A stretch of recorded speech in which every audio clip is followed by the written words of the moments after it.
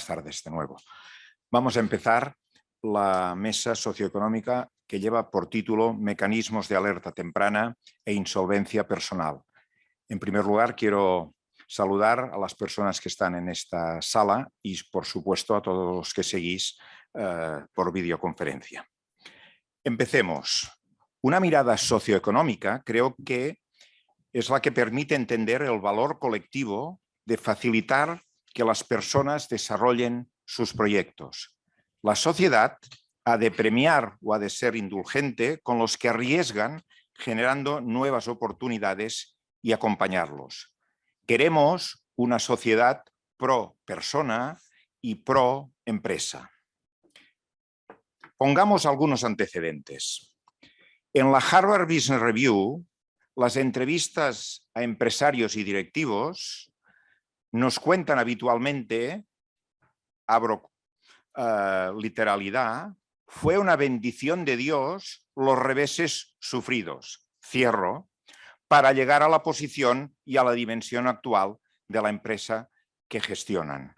Por lo tanto, el fracaso es consustancial del emprender y, si tenéis la curiosidad de mirar, con un promedio de 4 incidencias hasta poder hacer este tipo de declaración. Siguiente constatación, básica. No hay vida sin riesgo. Y yo añado, pon más riesgo en tu vida, riesgo inteligente, o te vas a arrepentir. Y a partir de aquí, resulta que como presidente de CECOT, Asociación Empresarial Multisectorial de Ámbito Catalán, propongo una organización empresarial debe implicarse activamente en generar nuevo tejido de empresas. Este minuto de duda y reflexión en CECOT se cerró hace bastantes años con un sí unánime. Vimos mayores oportunidades, más innovación y disruptividad, crecimiento económico, progreso de las personas, oportunidades de inversión, nueva cultura financiera. Por tanto, pacto explícito y activo con el emprendimiento y su riesgo inherente. CECOT pasó a la acción y constituyó la primera red de Business Angels en España y expandió este sector de inversores informales. Somos miembros del board de la European Business Angels Network y también fundadores de la World Business Angels Association. A partir de aquí, CECOT impulsó el siguiente paso. Al final de la vida profesional de un empresario, empresaria o de una empresa, ¿le podemos facilitar el relevo dando una segunda vida al negocio con la adquisición por parte de un emprendedor? Reempresa es la respuesta. Un programa de oportunidades de gran éxito en colaboración con muchos actores económicos, también con este colegio de abogados y con las administraciones. Resultado, 2 operaciones al día se cierran de relevo empresarial en Cataluña. Por lo tanto, si ayudamos a nacer empresas, las acompañamos en sus necesidades de crecimiento y gestión y facilitamos una segunda vida con el relevo por compraventa, ¿qué hacemos cuando se tuerce la marcha de la actividad empresarial? La nueva respuesta de CECOT es el programa Help Empresa basado en mecanismos de alerta temprana que trataremos precisamente en esta sesión. CECOT es miembro fundador de la organización Early Warning Europe Network, que también participa en esta sesión. Y si no hay continuidad posible, hay que acompañar con un cierre ordenado una liquidación honesta y ofrecer la segunda oportunidad.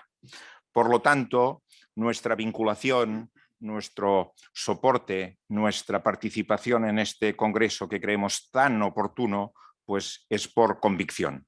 La Alianza por la Segunda Oportunidad como gran foro de encuentro. Y a partir de aquí, pues estoy muy bien rodeado y les voy a presentar pues a los ponentes de esta tarde. En primer lugar, a mi derecha, Juana Pulgar Ezquerra, La señora Pulgar es catedrática de Derecho Mercantil en la Universidad Complutense de Madrid, es directora de la revista Insolvencias y Reestructuraciones, tiene un largo currículum, pero les diré que es miembro de la sección especial de la Comisión General de Codificación sobre medidas para aumentar la eficiencia del concurso de acreedores y sobre el beneficio de la exoneración del pasivo insatisfecho. Y además es miembro del International Insolvency Institute.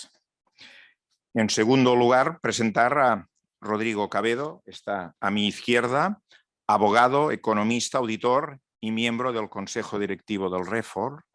Resulta que además es miembro de la Comisión Mercantil, Concursal y de Expertos Judiciales del Colegio de Economistas de Cataluña, dando una relevancia principal en su trabajo a los mecanismos de alerta tempranas para el desarrollo de la reestructuración financiera empresarial como elemento preventivo de la insolvencia.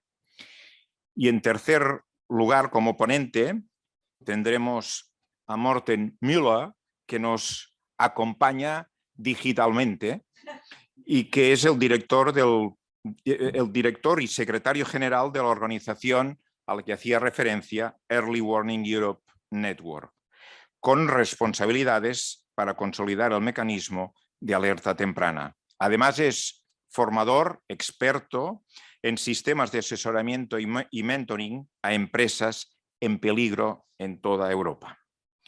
Hecha la presentación de los tres ponentes, para completar la mesa y el buen funcionamiento de esta sesión, el moderador es Raúl Lorente Sibina, economista, coordinador de la Comisión Concursal i de Reestructuraciones del Col·legi d'Ascensors Jurats de Comptes de Cataluña, al que inmediatamente cedo la palabra para que pueda conducir esta sesión. Muchas gracias, Antonio.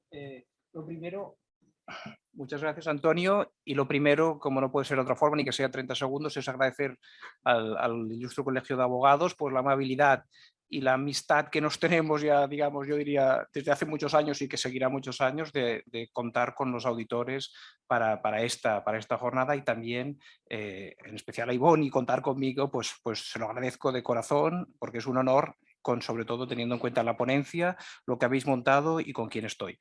No me extiendo, hechos, digamos, ya las presentaciones. El desarrollo va primero, voy a ir, digamos, explicando, dando la palabra a cada uno alternativamente. Primero empezará Rodrigo Cabedo a explicarnos desde una visión económica financiera cómo entendemos los economistas que se puede dar algunas pautas sobre cómo detectar una insolvencia preventiva. Sin más, Rodrigo.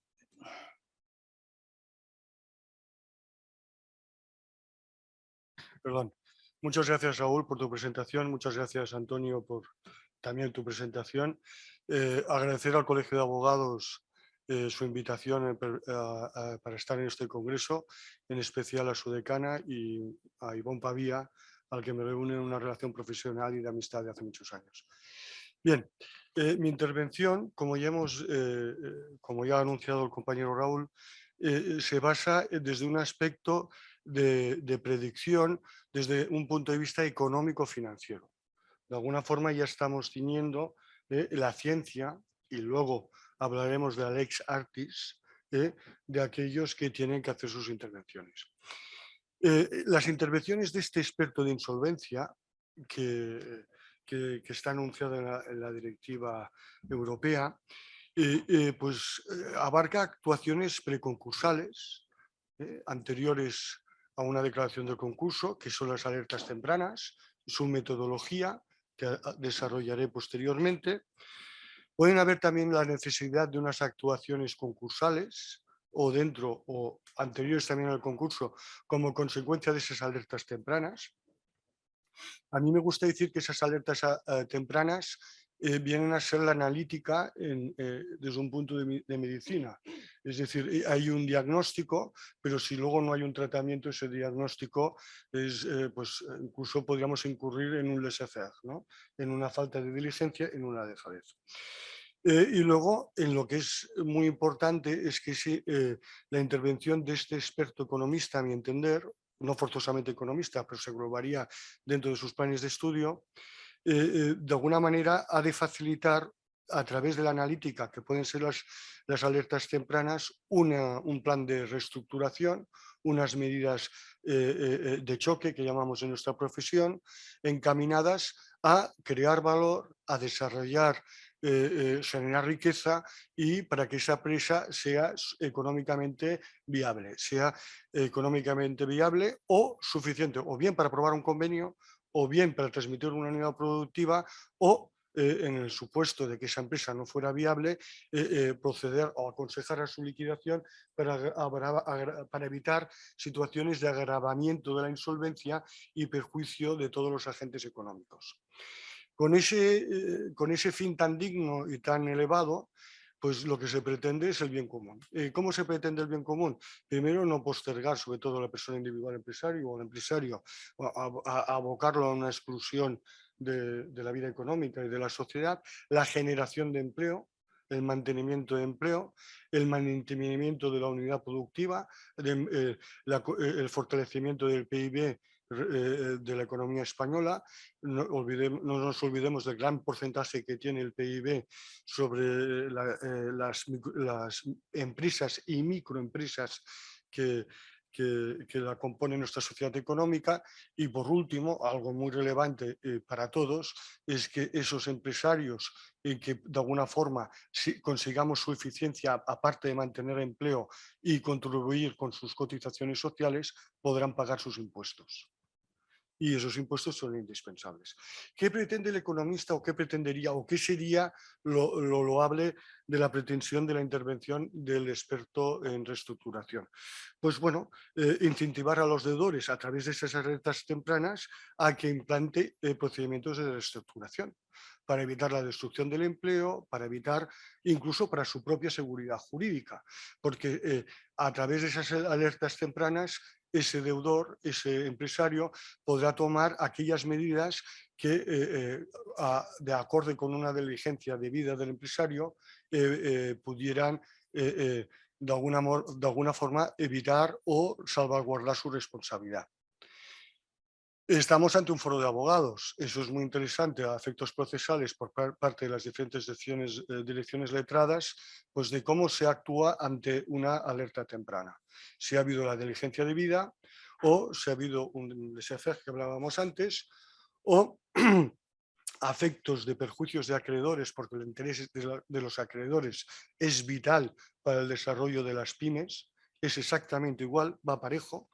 Hemos hablado del interés del deudor, de conocer una situación inminente de insolvencia para que tome las medidas, pero es que es necesario que el acreedor juegue con unos parámetros de confianza, con una información, para que ese acreedor acuda al riesgo que bien hablaba mi compañero Antonio Abad, es decir, sin vida no hay riesgo, y aquella frase de la sabiduría popular muy castellana de haz lo que debas aunque debas lo que hagas, pero hacerlo de una forma diligente, ¿no?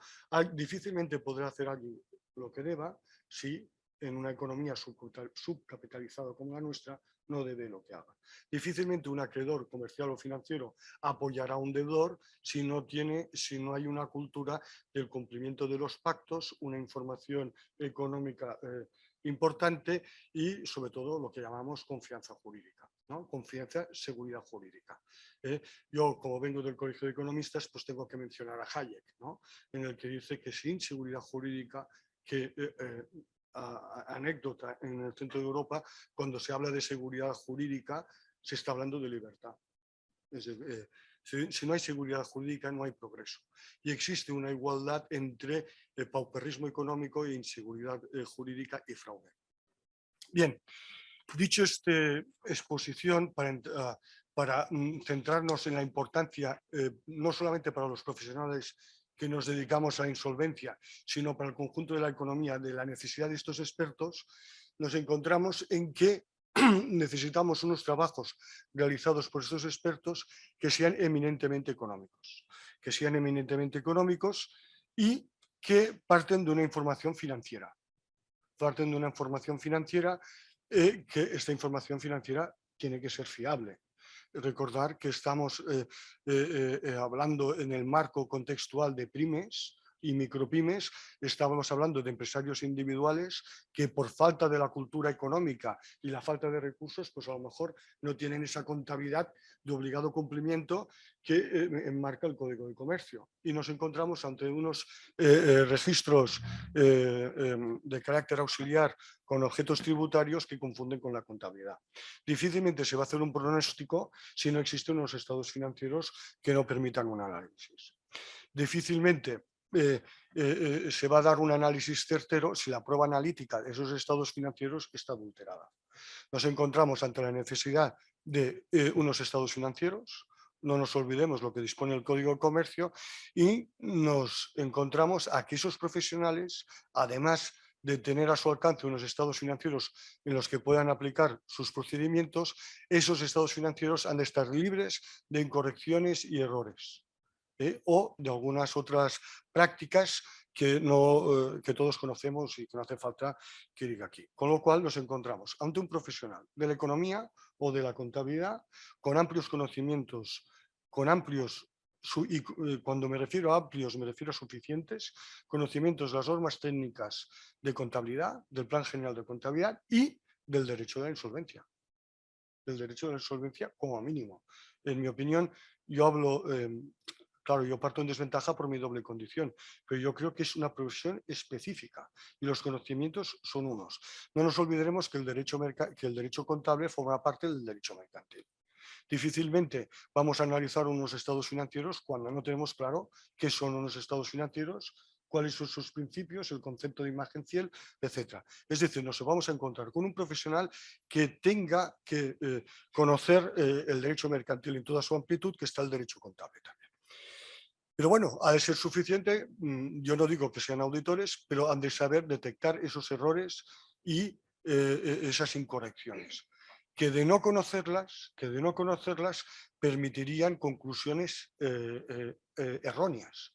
Es decir, estamos hablando de alarmas tempranas que, si no están bien aplicadas por la prueba analítica, por el contexto, por el universo de la prueba, que es la contabilidad, y por los conocimientos del experto, pues van a ocasionar unos perjuicios que pueden ser relevantes. Aparecería también la responsabilidad del experto en la insolvencia. Bien, desde el Consejo General de Economistas, y en concreto del Consejo Directivo del Registro de Economistas Expertos en Economía Forense, del que formo miembro del Consejo Directivo, hemos ido desarrollando una serie de herramientas en la medida de las alertas tempranas. Nuestro presidente, Juan Carlos Robles, y vicepresidente Alfredo Albiol han desarrollado una herramienta que ya ha sido incorporada en la Junta de Andalucía, para, a efectos de garantizar la solvencia e integridad de la información financiera que hay. Se está trabajando en ello y estamos desarrollando. Bueno, a mí lo que se espera de mí es de que yo explique, identifique esos métodos. Estos métodos existen ya y existen desde la década de los 70, 80 y se han ido renovando. Estos métodos, el más conocido de todos es el método Credit-Mann. Perdón, aquí me he equivocado, es el método de Altman, la Z de Altman. Este método fue creado por un profesor de la Universidad de New York, University of Business, con un margen de error comprobado aceptable. Y se considera dentro del sector económico, en la economía de empresa, como un ratio muy exacto. Es más conocido como la Z de Altman Score. Este método relaciona varios ratios con la situación de la liquidez, con la margen sobre los fondos propios y con el volumen de ventas y reservas. Difícilmente vamos a analizar la liquidez si hay errores en las masas patrimoniales de esos estados financieros y están contabilizadas erróneamente, por fraude o por error, a partidas como realizables cuando no las son realizables, activos ficticios o su clasificación dentro del corto o largo plazo. Recordar que estamos hablando de insolvencias inminentes, es decir, esas masas patrimoniales son muy importantes. Estos ratios tienen una relevancia y una trascendencia importante, porque no solamente servirían como alertas tempranas, sino como la bondad o la garantía del cumplimiento de otras obligaciones que pueden tener terceros frente a algo tan importante para todos como es la administración, concursos, licitaciones. El margen sobre los fondos propios, variable muy importante, porque si vamos analizando ese margen sobre los fondos propios, podremos convencer a aquellos acreedores que vía capitalización de sus préstamos o vía aportación net cash, o sobre todo el principal acreedor, no nos olvidemos la marca distribuidor, ese acreedor que es la marca, es el que puede estar más interesado incluso que el propio deudor en que éste sea eficiente económicamente para garantizar la distribución de ese producto. Compañeros como Raúl y yo, que hemos estado en actuaciones concursales, podríamos definir un montón de conceptos claros con nombre y apellidos. El volumen de ventas y reservas. Bueno, hemos hablado de un profesor de una universidad neoyorquina, pero es que nuestro ex decano del Colegio de Cataluña, el doctor Oriol Amat, desarrolló estos métodos actualizándolos y adaptándolos a la economía española. Es que ya tenemos la ciencia de aquí, del doctor Amat, fue decano recientemente, hasta hace poco, decano del Colegio de Economistas de Cataluña, y entre otros cargos, y actualmente es el rector de la Universidad Pompeu Fabra de Cataluña, de conocido prestigio y autor de todas las publicaciones de economía de empresa, contabilidad y análisis financiero, fuente de todos nosotros, la que recurrimos. Bien, ¿cómo se desarrolla este método? Que es un método científico, ya desarrollado en Estados Unidos y que se utilizó por una universidad y por unos profesores de gran nivel académico para analizar la insolvencia de Abengoa. Es el ratio Altman adaptado y actualizado al Estado español por Oriol Amat. Pues bueno, clasificando la relación entre el activo corriente por el pasivo corriente, el capital propio por el pasivo, el beneficio neto por el activo total, el beneficio neto partido por el capital propio. Corregidos cada una de estos bloques y cada de estas áreas por unos coeficientes que salen del estudio del análisis de este gran profesor y compañero nuestro, Oriol Amat. Oriol Amat acaba diciendo que si el resultado de este conjunto de ratios interrelacionados es inferior a cero, no hay peligro. Si este conjunto de ratios es mayor a cero, existe alta probabilidad de insolvencia. Aquí hago una mención sobre todo a la doctora Pulgar, el que yo he oído en algún foro grandes académicos y como usted hablar de que el concepto de alta probabilidad de insolvencia jurídicamente es un concepto no definido o que no está de todo definido. Pues aportar en este foro de juristas de que está en la economía de la empresa que forma parte del derecho mercantil, no solamente se define la alta probabilidad de insolvencia, es que si no de una forma matemática, desde una forma matemática se llega a él. Otro ratio muy conocido es el ratio Scoring Cairns. Y este es el ratio que aplica la banca brasileña. Y con una prueba, con un universo de 100 empresas, con un 94% de acierto al año, un margen de error del 6%. Estamos hablando de un nivel de precisión a efectos económicos muy importante. Este método lo adoptó el Banco de Brasil, que pasó del 1% de insolvencia en la banca a 0,4 en solo 2 años. Otro modelo es el modelo Creditman, que este es muy utilizado por la banca americana. Que está basado por 5 ratios dobles que comparan la empresa, el deudor a analizar, con el sector. Eso añade, cuando se hacen comparaciones sectoriales, Raúl podría dar una clase magistral al respecto, es que los sectores, por definición, los determinamos por los códigos de CNAE, pero eso no quiere decir que sean homogéneos. Existe podríamos escribir y hablar los economistas sobre la homogeneización de los estados financieros a efectos sectoriales. Es decir, otra vez, una herramienta muy peligrosa en manos de alguien que a lo mejor su cualificación profesional por conocimientos, no por voluntad, pues puede quedar, pues puede llevar al fracaso del bien último. Estos ratios se componen el fondo de maniobra del deudor a analizar con el sector, el nivel de endeudamiento ajeno con el sector. Fijaros el apalancamiento de capital con los fondos propios, la rotación de las existencias con los fondos propios, la rotación de los cobros con el sector. Cada una de estas variables con el sector. Eso nos da una orientación al experto de insolvencia a dónde tiene que llegar. Aquellas variables o aquellos ratios que salgan marcados con un asterisco como una analítica, son aquellos ratios que serían a tratar y marcarían la pauta a seguir por el experto de la insolvencia, primero como una alerta temprana, segundo como implantación de la metodología y acabar.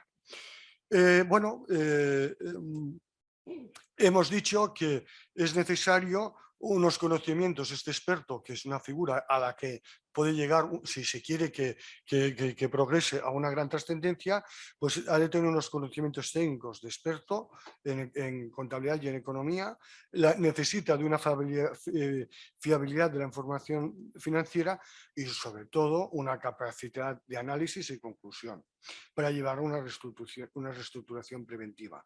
Conocimientos suficientes, rigor técnico, rigor, datos base y detección de errores que configuran la idoneidad del experto según las máximas de experiencia de este, como ocurre en la Ley de Enjuiciamiento Civil cuando se habla de las reglas, de las máximas de experiencia del perito o de la sana crítica.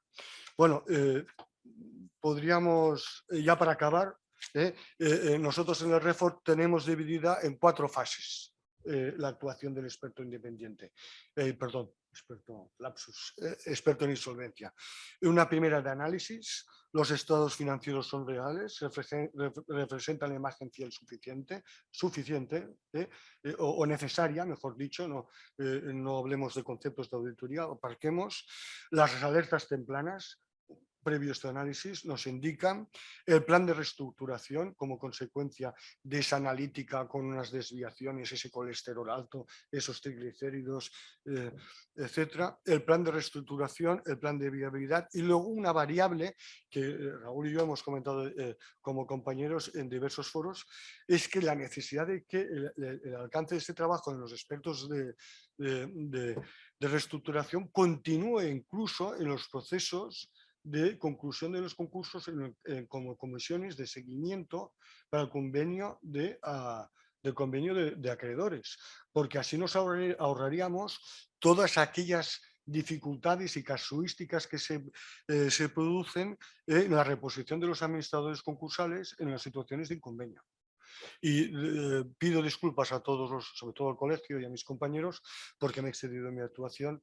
Eso es lo que sucede cuando uno es un poco anárquico como yo. Disculpas, ¿eh? No, sucede cuando uno sabe mucho y tiene poco tiempo. Esto no tiene más. Gracias. La verdad es que empezaría a preguntarte muchas cosas, pero no es el momento, ni soy la persona para hacerlo en todo caso. Sí que daríamos ahora paso a nuestro amigo y compañero que está, Morten Moller, que yo no lo siento, mi pronunciación es mala, pero como sabes castellano entenderás pues mi problema. Nos va a gracias. Nos vas a ilustrar con una experiencia ya probada, que los economistas normalmente tenemos falta de experiencia práctica y voy a agradecer lo que sé que en Dinamarca sois avanzados en el ámbito, digamos, supongo que la tipología de empresas danesas y españolas no es la misma, pero en ese avanzamiento que tenéis siempre es bueno copiar los buenos, ¿no? Y sé que vosotros lo hacéis bien porque el índice de recuperación que se tiene en Dinamarca es superior, por lo que he leído de estadísticas, a lo que tenemos en nuestro país. Pues nada, sin más, te doy la palabra para que nos expliques un poco el funcionamiento del Early Warnings que tenéis implantado desde hace más de 10 años. Muchas gracias por tu presencia. Muchísimas gracias. Y es verdad, las empresas no se parecen, pero los problemas de las empresas sí.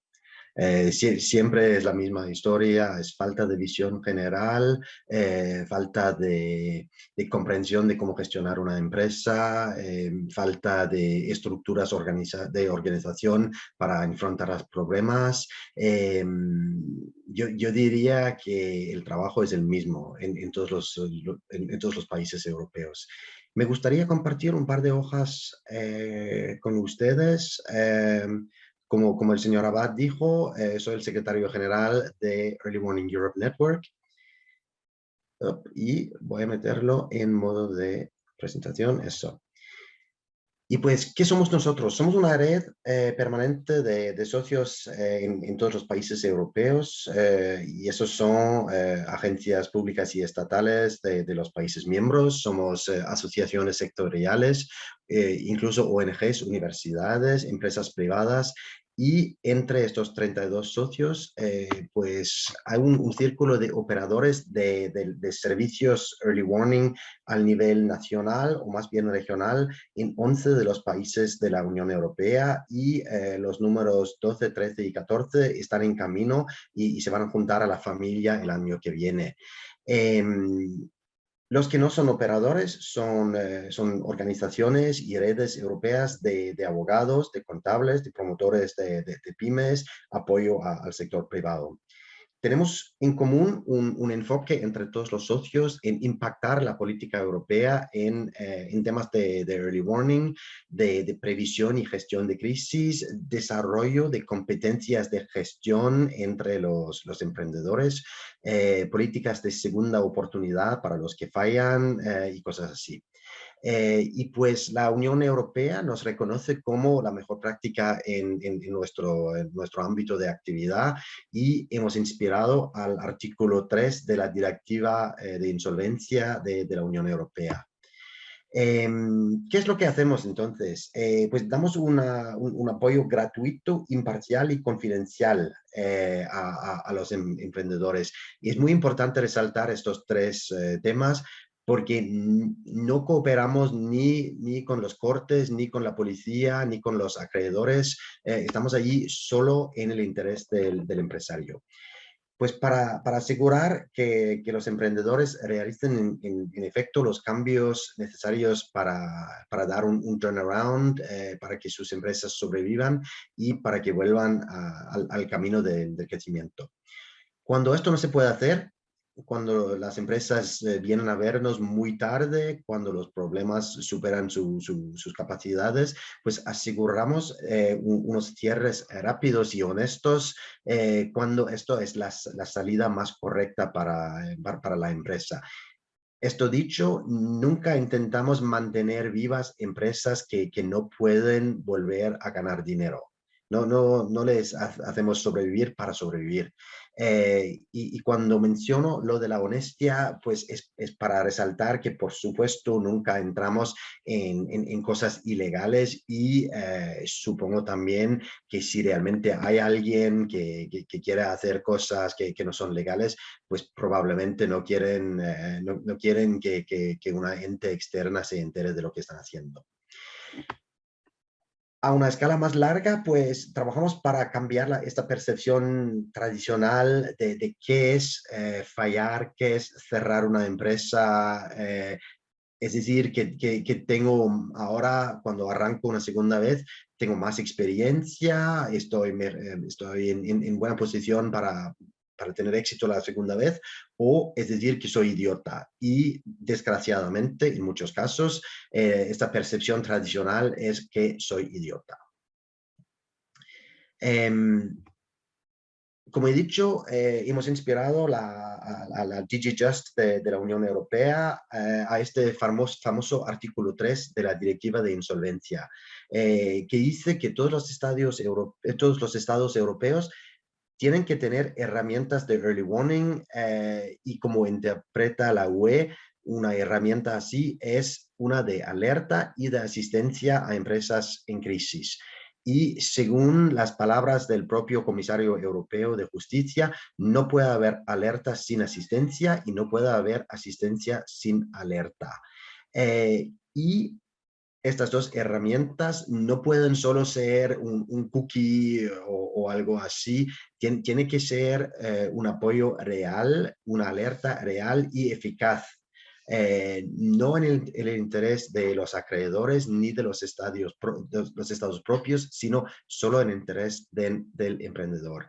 Y pues estoy orgulloso de decir que todo esto está inspirado en lo que llevamos desde 2007 en Dinamarca, es decir, casi 15 años de experiencia en hacer justamente esto. La gran idea de Early Warning, según nuestro método, es ayudar a la empresa antes de su entrada en el sistema jurídico. Porque vemos que desafortunadamente no es el resultado de una reestructuración, es el proceso que mata a muchas empresas, sencillamente porque vacían la caja antes de llegar a una reconstrucción exitosa.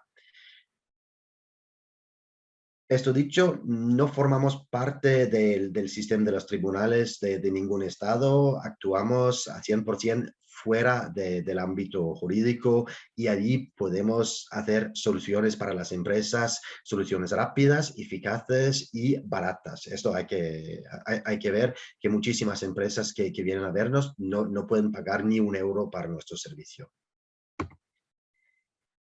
Y pues para compartir un poco una visión más general de nuestro trabajo, yo diría que la alerta temprana en su forma más pura empieza al momento de crear una empresa. Y después de 12, 13 años de experiencia en Dinamarca, llegamos a la idea de que en vez de intentar salvar las empresas justo antes del cierre y de la quiebra, pues les damos las competencias para prever una crisis y para gestionarla. Tenemos fondos europeos para un proyecto multinacional, allí está España también, para analizar pues cuál es la diferencia entre lo que se aprende en un incubador, una formación de emprendimiento, un curso al nivel universitario y de formación profesional, y cuáles son las necesidades que expriman los empresarios ellos mismos para llegar a una mejor visión general de cómo prever una crisis y cómo aumentar el nivel de resiliencia. Hemos desarrollado un sistema de herramientas y currículos en cooperación con universidades, institutos de formación profesional y los sistemas de los países de apoyo a pymes. ¿Y qué es lo que hemos descubierto? Pues no voy a entrar mucho en detalle con este esquema y además no está traducido en castellano, pero sí que hemos hecho como un mapa de indicadores de resiliencia en todos los campos. Es decir, bueno, ustedes ven muy bien cómo lo hemos dividido en categorías y subcategorías. Y a base de esto hemos hecho un pequeño análisis comparativo para ver cuáles de estas competencias son las más importantes para los estudiantes que están a punto de crear. ¿Sí? Morten, perdona, me dicen que no estás compartiendo, o sea, las diapositivas no se están pasando, las transparencias, no sé si se ve una imagen, sí, lo digo porque si puedes... Oh, no, pues aquí en mi pantalla veo perfectamente. Pues no, nosotros te vemos a ti bien, pero vemos la primera... Pues, no, pues bueno, tampoco pasa nada. Les voy a decir... perdona, ¿eh? Sí, no, bueno, es un poco difícil para mí porque lo veo perfectamente.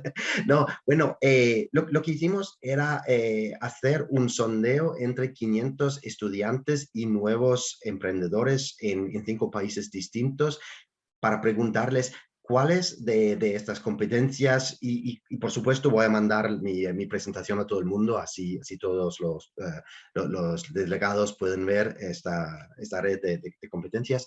¿Cuáles de estas competencias identificadas son las más importantes para los estudiantes de un lado y para los nuevos emprendedores de otro lado? Y el top 3 entre los estudiantes son comunicación, fiabilidad y ética laboral.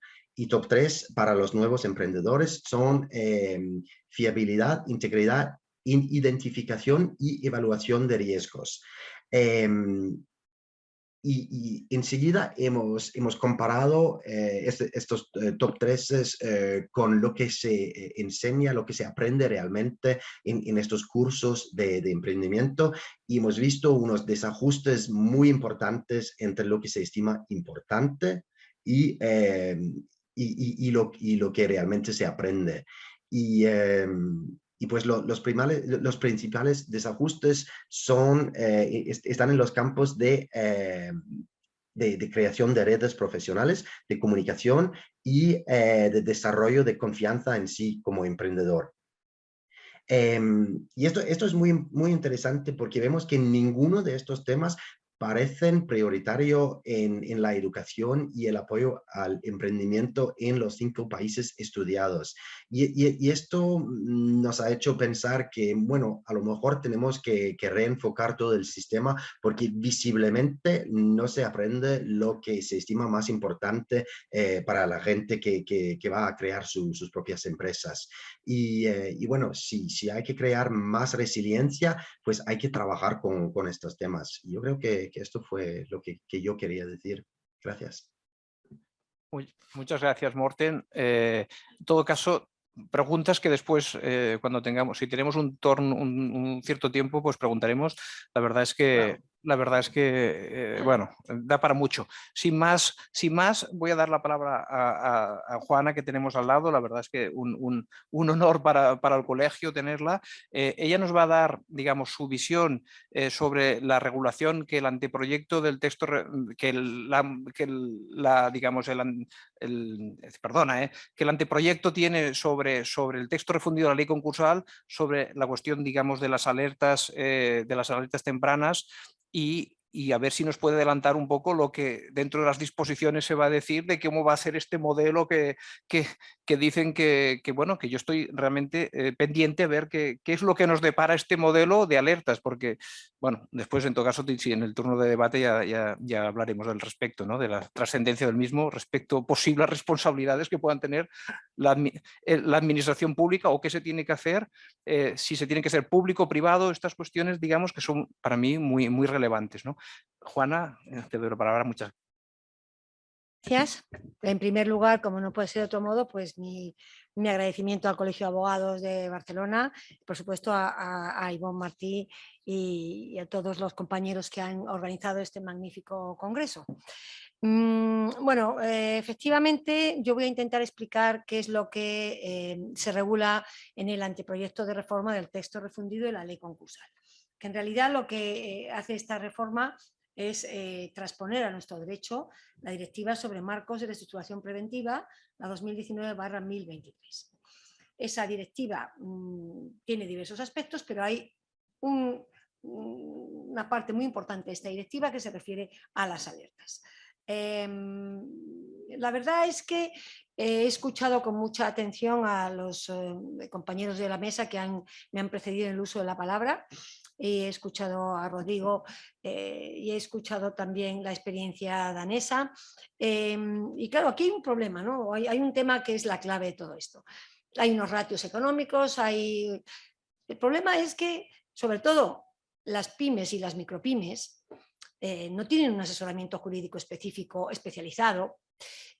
Muchas veces, como decía muy bien Morten, hay un temor al fracaso muy llamativo, y ese temor al fracaso lo que hace es que les repliega sobre sí mismos a estas pymes y micropymes, y en lugar de actuar o de pedir un asesoramiento rápido, lo que hacen es replegarse. Creen que tapando el problema deja de existir, en ocasiones se sobreendeudan y siguen apalancando la compañía para intentar salir adelante. Y lo que hay aquí un problema es que es la propia empresa la que tiene que tomar esa iniciativa, porque podemos introducir todos los sistemas de predicción de riesgo que queramos, todos los sistemas en un nivel económico y jurídico, pero es la propia empresa la que tiene que tomar la iniciativa de pedir ese asesoramiento. Entonces, bueno, esto es algo que la directiva, que como decía muy bien Morten, está inspiradísima en el artículo 3 en el modelo danés, es lo que ha intentado cuando ha dicho, bueno, no vamos a decirle a los Estados miembros lo que tienen que hacer, qué mecanismos tienen que introducir. Lo que sí les vamos a decir es que los Estados miembros tienen que ser garantes de generar un marco normativo de alertas. Ese marco de alertas no prejuzga que el sistema de alerta tenga que ser prestado desde instancias públicas o privadas, pero lo que sí tienen que hacer los Estados miembros es crear el marco normativo, que estén ahí las herramientas y después que se gestione. Nuestro anteproyecto, que se publicó el 3 de agosto de este año, pues tiene una regulación de las alertas que yo creo que es muy interesante, porque ahora veremos dos elementos que caracterizan a nuestro modelo. Uno, no siempre van a ser alertas tempranas. He escuchado con mucha atención que tienen que ser alertas que prevean o anticipen la existencia de una insolvencia. En nuestro modelo que proyectamos hay alertas que lo que hacen es decirle a la empresa, sobre todo a la pyme o micropyme, si tiene ya el deber o no de pedir un procedimiento concursal porque ya hemos llegado tarde. Y por tanto habría alertas preventivas de la insolvencia, pero también preventivas del incumplimiento del deber de pedir el concurso, porque hay empresas, sobre todo, insisto, las pymes y micropymes, que no saben que tienen que pedir el concurso de acreedores y no saben las consecuencias que va a conllevar no pedirlo. Por tanto, dos tipos de alerta. Y en segundo lugar, es un sistema de alertas que, aunque la reforma se apruebe en el segundo trimestre de 2021-2022, que va a ser así, tiene que ser así porque los fondos New Generation están condicionados en su liberación a que esta reforma se apruebe, entre otras reformas, pero tiene que ser así. Aunque se apruebe en ese segundo trimestre, digo, ahora veremos que se encomienda a desarrollos reglamentarios y desarrollos ulteriores el desarrollo de estas alertas, de manera que algunas de ellas incluso se da un plazo de hasta un año desde que entre en vigor la reforma para que se implementen los sistemas de alerta que ahora vamos a ver. Por tanto, habrá que un decalaje temporal, o sea, aunque la reforma se apruebe, tendremos que esperar después a ver cómo son estos desarrollos. ¿Cuáles son estas herramientas? Bueno, pues son 5. Yo diría que es como se dice en el ámbito europeo, una caja de herramientas que tiene que manejar, entre otras, en gran medida, el gobierno, aprobando los desarrollos reglamentarios, pero también los registradores y también los letrados de Administración de Justicia. Primer mecanismo de alerta, una web de autodiagnóstico. La disposición adicional octava del anteproyecto encomienda al Ministerio de Industria, Comercio y Turismo que mantenga la web de autodiagnóstico que ya existe, que es muy buena y que está muy bien pensada, pero que está siendo escasamente utilizada. Estoy entrando en la página web del Ministerio de Industria, Comercio y Turismo, está el enlace, si no yo luego lo puedo facilitar directamente, y es una web de autodiagnóstico donde hay unos parámetros que la empresa tiene que introducir y con esos parámetros se le dice o se le puede decir si está o no en situación de riesgo. Lo que pasa es que, insisto, no se está utilizando esta web de autodiagnóstico. ¿La web de autodiagnóstico son eficaces? Bueno, en un programa, por ejemplo, que se ha desarrollado en Italia a principios de 2021, se ha llegado a la conclusión de que la web de autodiagnóstico no es el mecanismo de alerta más eficaz. ¿Por qué? Porque es un mecanismo frío. Es un mecanismo que opera automáticamente, donde se meten unos datos y dan unas respuestas, pero la pyme o micropyme necesita otro tipo de asesoramiento más personal, necesita a veces un ánimo individualizado, donde se le diga que se comprende su situación, que se comprende que tienen en muchos casos una familia que está detrás de ese fracaso empresarial. A veces hay depresiones y a veces hay incluso tentativas de suicidio muy importantes cuando estas pymes y micropymes entran en problemas económicos, y la web de autodiagnóstico no te anima. Entonces, los italianos han dicho muy bien, ese mecanismo vale, pero tiene que ser residual y acompañarse de otro tipo de mecanismos más directos para poder ayudar a estas empresas. Insisto, sobre todo las pymes y micropymes, porque la gran empresa tiene un asesoramiento jurídico muy especializado, tiene otros mecanismos y tiene otros problemas, pero quizá no tiene tanta necesidad de un sistema de alertas como tiene la pyme y la micropyme. El segundo mecanismo que se proyecta en el anteproyecto es un informe sobre la posición de riesgo de la sociedad que en la disposición adicional 10ª se encomienda al Colegio de Registradores de la Propiedad Mercantiles y Bienes Muebles de España, que ya tienen desarrollado también este mecanismo, este informe sobre la posición de riesgo de sociedad. Lo que pasa es que ahora se dice en esta reforma a este colegio que tiene 6 meses para que establezca los principios y las bases sobre las cuales va a desarrollar en mayor medida este informe sobre la posición de riesgo de la sociedad. ¿En qué consiste? En que el administrador social lo que hace es que le pide una información a este colegio sobre la base de las cuentas anuales y los estados financieros que tienen noticia este colegio de registradores. Entonces se trata de que este colegio, habiendo elaborado previamente una serie de indicadores financieros de carácter cuantitativo y cualitativo en relación a los diversos sectores económicos, basándose en gran medida en los indicadores que el Banco de España, en la circular del Banco de España 6/2016 de 30 de junio ya tiene elaborados, poder decirle a ese administrador social cuál es la posición de riesgo de esa sociedad. Insisto que también existe ya, pero que ahora se trata de alguna manera desde instancias gubernamentales de incentivar a un desarrollo mayor y por tanto tienen 6 meses para desarrollar esta herramienta. Tercera herramienta de alerta, asesoramiento a empresas en dificultades. En la disposición final 6ª del anteproyecto mandata al gobierno, este sí es un mandato directo al gobierno, para que en el plazo máximo de 1 año desde que entre en vigor la reforma, apruebe reglamentariamente un sistema de alertas que sea de ámbito nacional en cuanto al asesoramiento de empresas en crisis. Este mandato no quiere decir que el asesoramiento tenga que ser público. Es un asesoramiento que puede ser público o privado. Aquí yo creo que van a jugar un papel importantísimo las cámaras de comercio, de industria y navegación, el Centro de Información y Red de Creación de Empresas, el llamado CIRCE, que se creó en conexión con la Sociedad de Responsabilidad Limitada Nueva Empresa, y creo que van a tener un papel fundamental en este asesoramiento. ¿Cómo me parece que tiene que desarrollarse reglamentariamente este asesoramiento? Pues haciendo caso a lo que Morten nos ha contado del modelo danés, no cabe duda ninguna.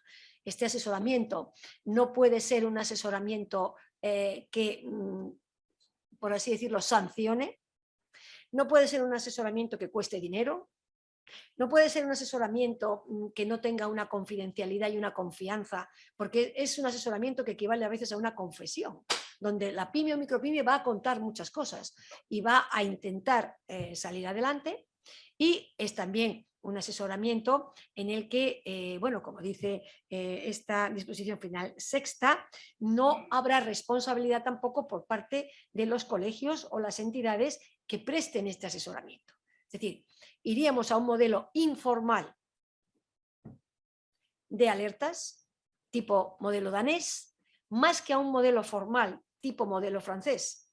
Los franceses han sido, desde 1984, los pioneros en la construcción de un sistema de alertas desde un punto de vista legal y normativo muy construido. Es un edificio muy bien hecho, pero es un edificio, a mi entender, muy sancionador, muy represor a veces de conductas que se cuestionan, como se ha hecho, y luego además tiene un grado de difusión en el tráfico muy peligroso. En el modelo francés hay alertas del auditor de cuentas, alertas del tribunal, alertas del comité de empresa, se hace un cerco al empresario que llega un momento en el que decide que lo mejor es irse a un procedimiento concursal o cerrar y liquidar la compañía. Pero debemos respetar la autonomía en la gestión de la compañía, esa libre iniciativa empresarial tiene que estar ahí, y por tanto yo creo que el modelo danés es un modelo que ha demostrado su eficiencia y su eficacia y que es verdad. Es decir, son 3 elementos que yo creo que son gratuidad, confidencialidad y no sancionar al empresario para que no tenga miedo de hablar y de pedir ese asesoramiento.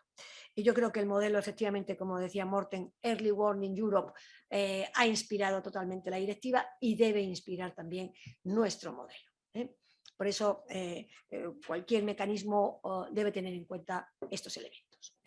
Tercera pieza que se proyecta en el anteproyecto de reforma. La prevención por la información.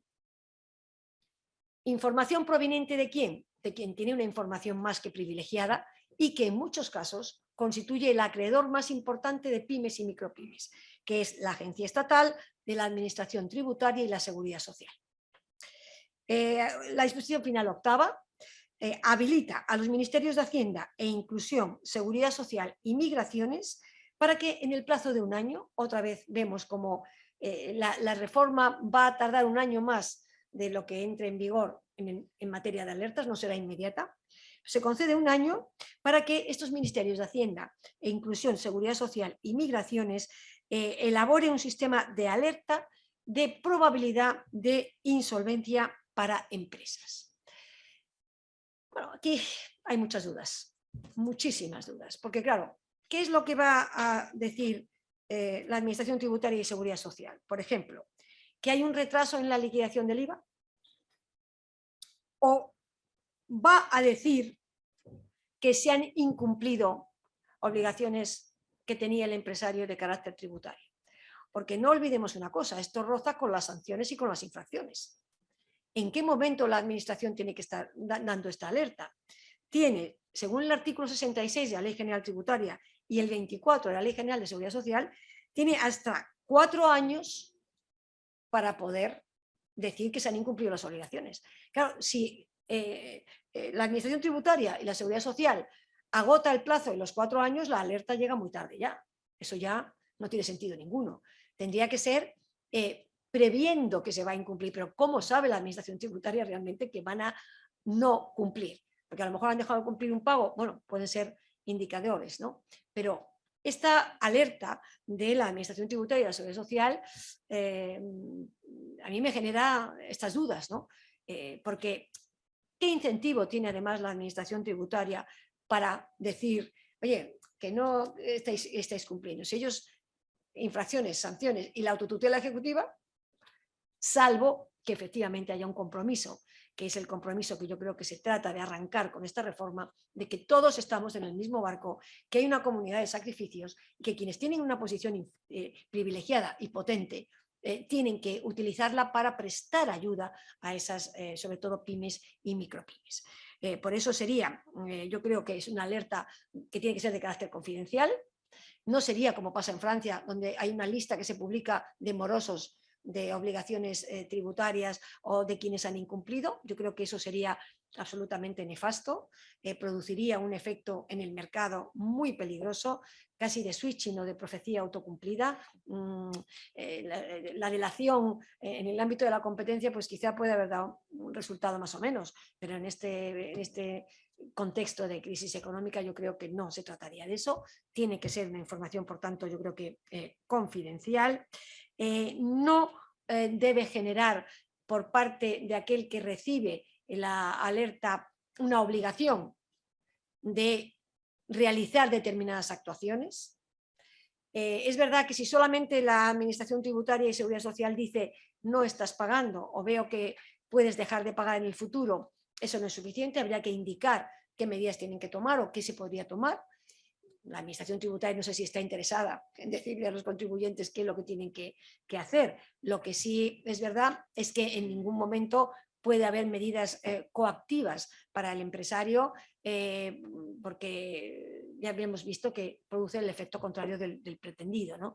Sería alertar sobre todo a esas pymes y micropymes que, como decía muy bien Rodrigo, a veces es que no saben ni lo que tienen que cumplir, qué obligaciones tienen que cumplir. Confunden lo que es una liquidación de un IVA con... O sea, es un poco hacer función de asesoramiento educativo a esos contribuyentes para decirles, oye, ten cuidado que esto hay que cumplirlo y de estas maneras.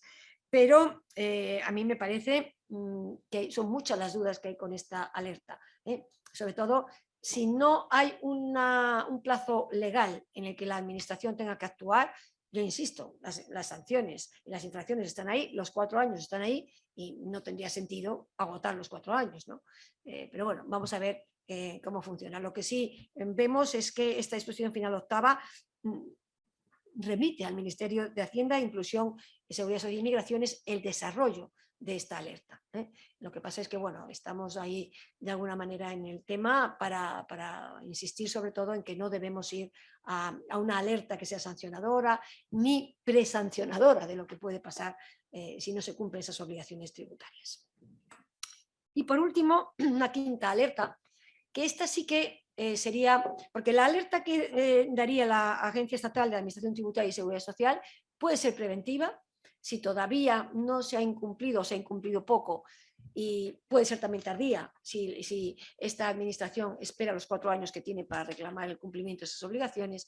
Pero lo que está claro es que esta quinta alerta que voy a enunciar ahora es no tan preventiva de una situación de dificultad económica cuanto preventiva del incumplimiento del deber de pedir el concurso. ¿Por qué?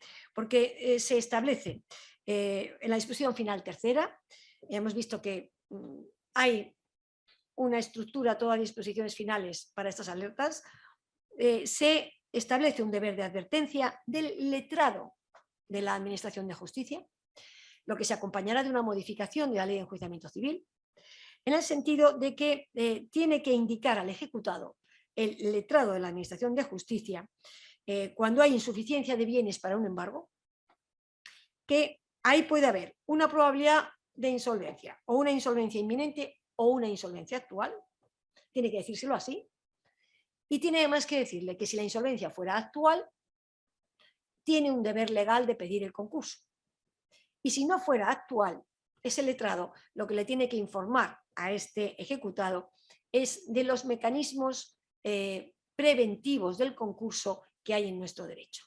Una vez que se apruebe la reforma, le tiene que indicar que hay unos planes de reestructuración, que hay una comunicación de inicio de negociaciones por si quieren suspender ejecuciones y quieren empezar a negociar, y que esa es la situación en la que se encuentra. Es decir, hay un ejecutado, hay insuficiencia de bienes para el embargo, el letrado de la Administración de la Justicia no se tiene que limitar a decir hay insuficiencia de bienes, sino, cuidado, esto puede ser indicativo de insolvencia inminente o de insolvencia, probabilidad de insolvencia, y de insolvencia actual también.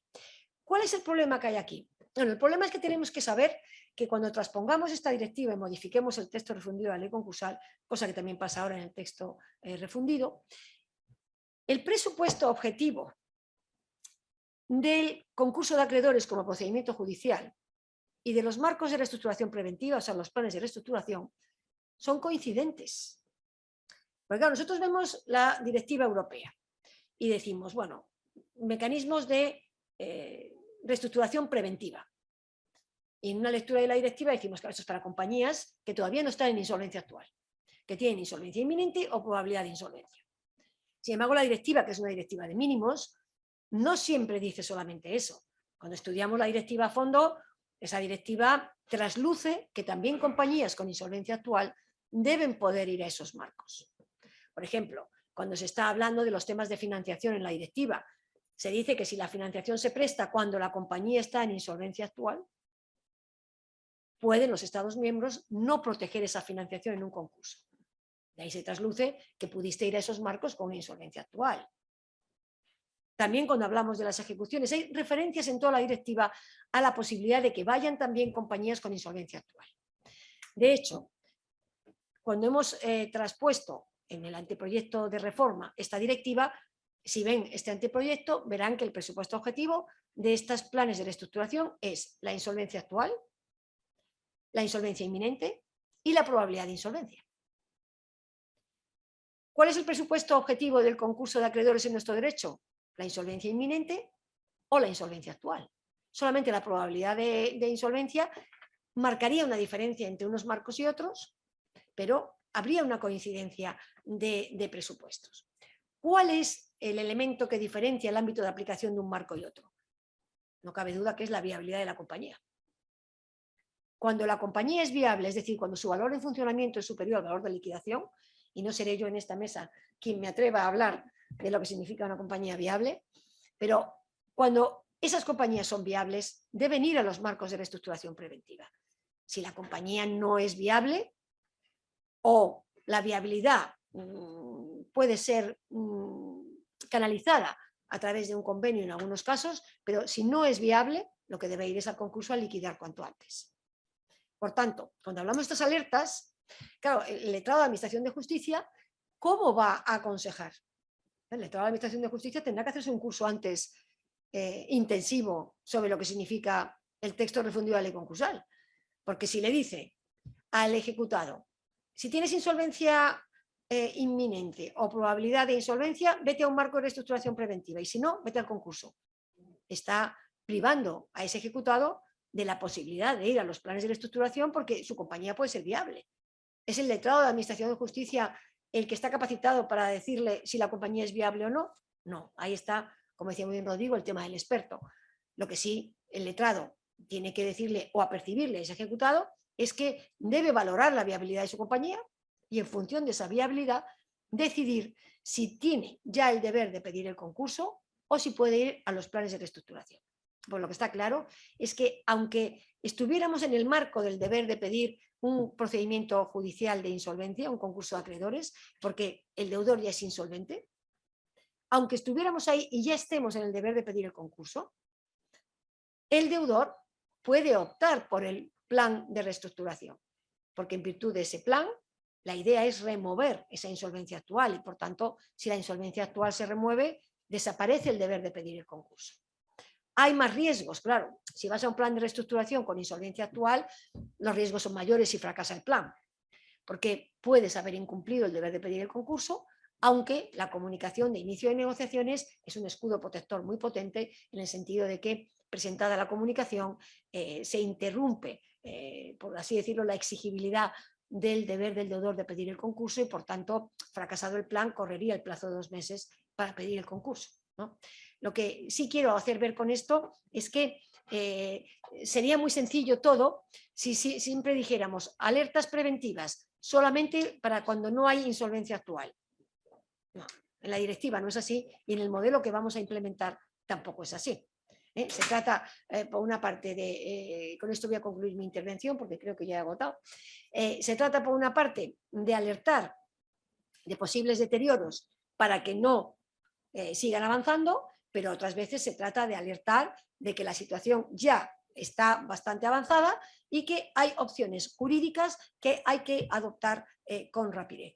Todo menos, desde luego, esconder la cabeza, quedarse quieto y esperar a que las cosas se solucionen o que el miedo paralice y dejar ahí la compañía, como está pasando en muchos casos, que son compañías que no se cancelan registralmente, que son inactivas, que hay lo que se llaman las empresas zombies que están ahí de alguna manera existiendo todavía, pero que no están ni funcionando siquiera, ¿no? Entonces, esto yo creo que ese es el mensaje que hay que mandar con la alerta, que hay que actuar, que no hay que tener miedo a las consecuencias porque no las va a haber, nadie va a enjuiciar, nadie va a sancionar y lo que hay que hacer es tomar medidas. Y si no se puede, porque efectivamente ya no hay nada que hacer, pues liquidar cuanto antes y volver a empezar, ¿no? Porque, como decía muy bien Antonio, la vida es riesgo y desde luego la vida empresarial también. Y el que no se arriesga, pues verdaderamente está ya muerto, ¿no?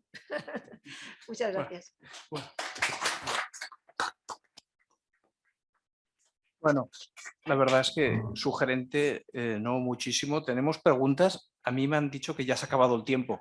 Me sabe mal porque además son preguntas abiertas y súper interesantes. No me veo capaz de hacerlas si no me cortan la cabeza aquí y ya lo han intentado alguna otra vez que he hecho. Porque la verdad, hay dos cuestiones, lo siento las preguntas, porque es que son muy abiertas y si no me dejan, pero la verdad es que el tema de la viabilidad es un concepto que a mí me gustaría que en ningún caso, a mi juicio, es un concepto objetivo, sino es un concepto subjetivo, que no es fácil y que además es un concepto temporal. O sea, no podemos decir, porque en el COVID, si hiciésemos los informes que nos ha hecho nuestro amigo cuando se hizo la directiva, si hiciésemos los informes de Z-Alman o Oriolamat y todo, durante el COVID, con los ratios que nos hubiesen dado, el 70% de empresas hubiesen sido inviables desde el punto de vista financiero. Por tanto, y también es verdad que si tenemos en cuenta situaciones digamos, de compañías nacientes, pues siempre tenemos cuál es la viabilidad de una temporada. ¿La vemos en el corto plazo o vemos ese valle de la muerte que forzosamente la mayoría de empresas lo tienen que atravesar? Entonces hay que ser muy, muy cauteloso Ojalá se leyese lo que tú has dicho, que me ha gustado mucho la herramienta esta que comentabas, la cuarta, ¿no?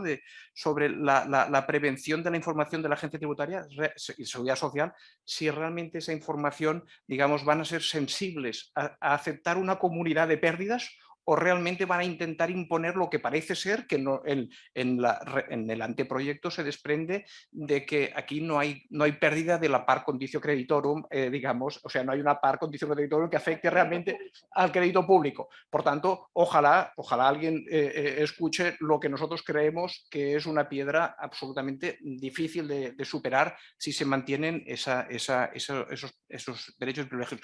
Lo siento, pido disculpas, pero es que no puedo hacer las preguntas que son muy largas. Entonces, sí.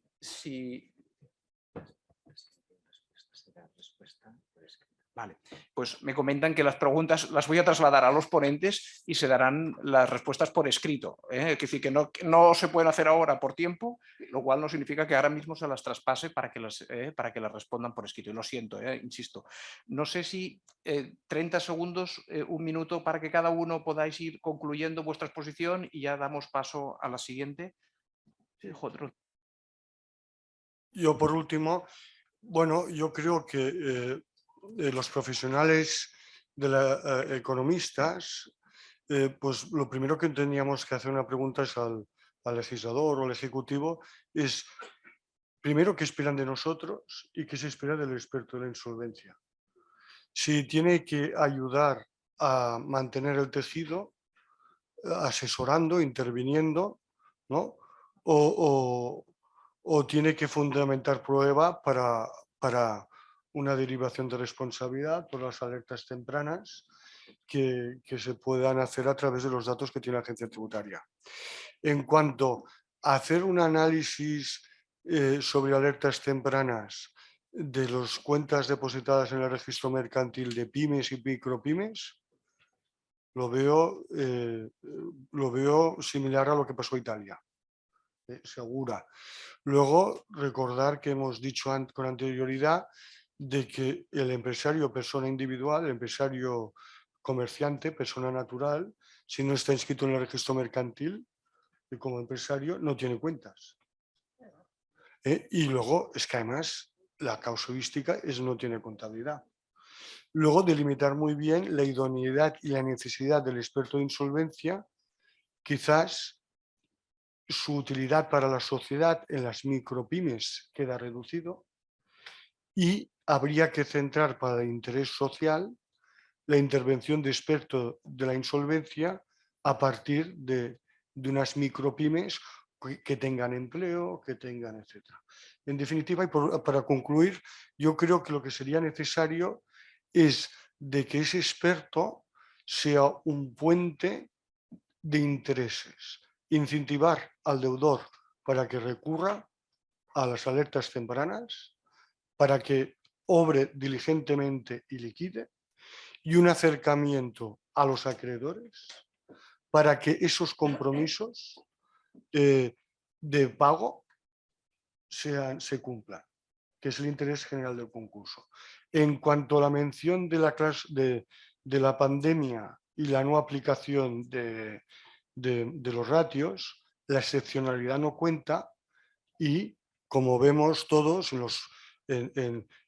como factor moderador de los pactos sin servanda, con la cláusula rebus. Y ya está. Y por último, y sí. Disculpa, Raúl. Que no, digo porque no me corten el cuello. Afortunadamente te lo cortarán a ti. Sí, gracias. Morten, que te vemos. ¿Alguna reflexión última por tu parte? Sí, pues estoy totalmente de acuerdo con Juana. No es cuestión de tener un sistema de alerta solo para alertar. Lo más importante es qué hacen los emprendedores con este conocimiento que les da la alerta. Como dices tú, Juana, se suicidan, se endeudan al mercado negro. ¿Qué hacen realmente con este conocimiento? Allí está la importancia. Juana, sí. Después.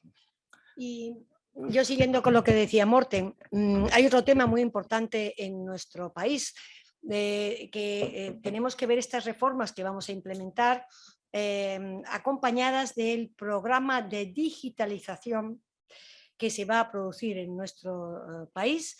Gran parte de los fondos New Generation que nos va a liberar la Unión Europea es para digitalización.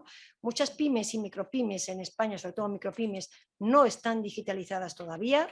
Y algunas de las piezas que estamos explicando o que se van a implementar con la reforma, como es el procedimiento para micropymes, si lo explicamos hoy parece ciencia ficción. O sea, yo, por ejemplo, si digo ahora mismo que en la web de autodiagnóstico funciona automáticamente una respuesta, se mete en parece un poco ciencia ficción por el problema de digitalización que tenemos.